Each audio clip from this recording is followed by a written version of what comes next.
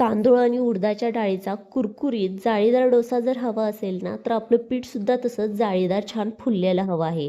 तेही सोड्याचा जरासुद्धा वापर न करता. अगदी मी तुम्हाला दाखवते ना असं. पीठ जर असं फर्मेंट करायचं असेल आणि असं कुरकुरीत जाळीदार डोसा जर तुम्हाला हवा असेल, तर मी तुम्हाला इथे कसे पीठ भिजवायचे ते सांगणार आहे. त्याच्यानुसार तुम्ही भिजवा. म्हणजे छान कुरकुरीत डोसा किंवा सॉफ्ट अशी इडलीसुद्धा जाळीदार बनवून तयार होईल. त्यासाठी काय केलं मी सकाळी ना, इथे 2 वाट्या तांदूळ आणि अर्धी वाटी उडीद डाळ भिजाय घातली होती. वेगवेगळ्या भांड्यामध्ये भिजाय घालायचे. स्वच्छ 2-3 पाण्याने धुवायचे. आता ही घरची बनवलेली उडदाची डाळ आहे, त्यामुळे त्याची साल थोडी-थोडी दिसत आहे. 2-3 पाण्याने धुतल्यानंतर थोड्या पाण्यात भिजाय घातली होती. आता आपण याच पाण्याचा वापर ही डाळ बारीक करताना करणार आहोत. प्रमाण मी तुम्हाला आता इथे सांगितलेले आहे. 2 वाटी तांदळासाठी अर्धी वाटी आपल्याला उडदाची डाळ घ्यायची आहे. भिजाय घालतानाचा व्हिडिओ स्किप झालेला आहे, म्हणून मी तुम्हाला डायरेक्ट इथे प्रमाण सांगत आहे. आता इथे आपले छान डाळसुद्धा छान अशी बारीक पेस्ट बनवून घेतलेली आहे. अशाच प्रकारे राहिलेली सुद्धा डाळ आपण छान अशी इथं मिक्सरला फिरवून त्याचीसुद्धा पेस्ट बनवणार आहोत. दुसरी टिप्स काय आहे, तर तुम्ही हाताच्या साहाय्याने किंवा एखादा चमचा घ्या आणि ह्या डाळीचं जे हे मिश्रण आहे ना, ह्याला छान असं फेटून घ्या. जेवढे जास्त तुम्ही फेटताल ना, तेवढे हे डाळ आहे ना छान असं फुलून वरती येईल. मी तुम्हाला इथे दाखवते अगदी तसं. 3 ते 4 मिनटं फेटल्यानंतर साईडला ठेवू. तांदूळ घेऊ. तांदूळ आता याच्यामध्ये मी 1 चमचा एवढे मेथीदाणे टाकले होते. मेथीदाण्यामध्ये ना उष्णता असते, त्यामुळं काय होतं आपलं पीठसुद्धा छान फर्मेट होतं. डोसा असो किंवा इडली खायलासुद्धा खूप छान लागते. त्यासाठी आता हे सुद्धा तांदूळ छान असं धुतले होते आणि भिजाय ठेवलेल्या पाण्यामध्ये छान मी असं बारीक करून घेत आहे. याचेसुद्धा आपण पाणी फेकून देणार नाहोत.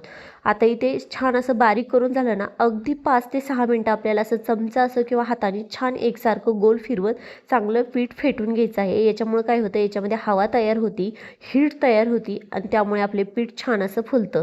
झाकण लावायचं. जिथं गरमाई असेल त्या ठिकाणी किंवा मायक्रोन असेल तर त्याच्यात ह्याला ठेवून द्यायचं.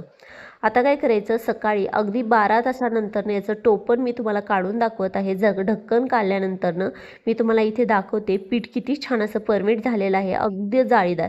आता याची तुम्ही इडली बनवा किंवा डोसा. आता मी तुम्हाला डोसा बनवून दाखवणार आहे. त्यासाठी पीठ छान फेटून घ्यायचं. एका भांड्यात जेवढं डोस्याला पाहिजे तेवढे काढून घ्यायचे. चवीपुरते मीठ घालायचे. थोडे थोडे पाणी घालून याचे बॅटर अगदी जसं डोस्याला असतं तसं बनवून घ्यायचं आहे. थोडे थोडे पाणी घालून याचे बॅटर छान मी अगदी तुम्हाला दाखवते असं बनवून घेतलं.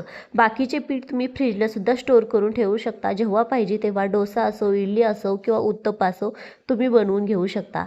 इथं डोश्याचा तवा गरम करायला ठेवायचा. गरम झाल्यानंतर तेलाने छान असा ग्रेस करायचा. ग्रेस झाल्यावर एक पाण्याचा शिंतोडा मारायचा आणि सुती कपड्याने तवा छान असा क्लीन करायचा. आता इथे प्रीहीट झालेला आहे आपला तवा. त्याच्यावर थोडं बॅटर टाकायचं. चांगलं घासून असं पळीने याला डोसा सोडून घ्यायचा आहे. अगदी मी जसं सांगितलं तसं.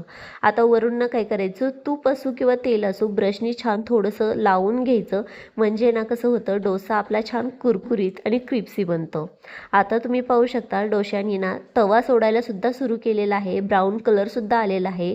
आता अगदी परफेक्ट असा क्रिप्सी डोसा बनवून तयार झालेला आहे. आता ही डोसा तुम्हाला कसा वाटला कमेंट्सद्वारे मला नक्की सांगा. तशाच प्रकारे आता आपण छान असा क्रिप्सी दुसरा सुद्धा डोसा सोडून घेऊया.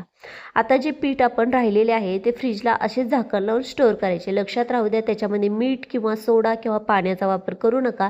जेव्हा तुम्हाला लागेल तेव्हा दुसऱ्या तुम्ही पात्रामध्ये त्याला घेऊन त्याच्यामध्ये पाणी, सोडा किंवा मीठ असेल ते टाका. शक्यतो सोडा टाकायची गरजच पडणार नाही, कारण एवढे छान पीठ फुलले होते की तुम्ही त्याची इडली बनवली तरी सॉफ्ट जाळीदार बनणार आणि डोसा, उत्तप्पा काही असू द्या एकदम छान असा परफेक्ट बनून तयार होईल. आता दुसरा डोसा सुद्धा मी तुम्हाला दाखवलं. आता डोश्याचा आकार मी इथे छोटा घेतला आहे. म्हणजे कसं, तुम्ही मोठा आकार असो किंवा छोटा तुम्हाला हव्या त्या आकाराचे इथे डोसे बनवू शकता. डोसा खायला प्रत्येकांना आवडतो, क्रिप्सी असतो, त्यामुळे तो सगळ्यांना आवडतो. अगदी अशा पद्धतीने तुम्ही जर डोसे बनवले ना, कमी मेहनतीत पटकन झटपट होणारा आहे.